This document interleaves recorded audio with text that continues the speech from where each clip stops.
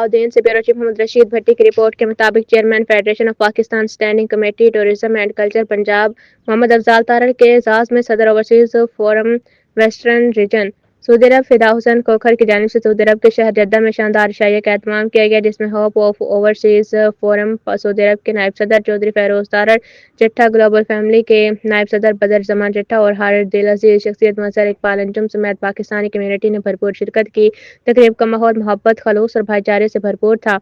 معزز مہمانوں کا پھولوں کے گلدستوں سے پرتپاک استقبال کیا گیا، جبکہ شرکاء کی توازوں کے لیے مزیدار کھانوں کا اہتمام بھی کیا گیا۔ عشائیہ کے اختتام پر محمد افضال تارڑ نے شاندار مہمان نوازی کو اپنے لیے اعزاز قرار دیتے ہوئے فدا حسین کھوکھر سمیت تمام دوستوں کا دلی شکریہ ادا کیا اور اس تقریب کو باہمی روابط کو مزید مضبوط بنانے کی ایک بہترین مثال قرار دیا۔ محمد افضال تارڑ کا کہنا تھا کہ اوورسیز پاکستانی اور بیرون ملک مقیم دوست ملک و قوم کا قیمتی اثاثہ ہیں، جو پاکستان کا مثبت تشخص دنیا بھر میں اجاگر کرنے اور وطن عزیز کی نیک نامی میں اپنا اہم کردار ادا کر رہے ہیں۔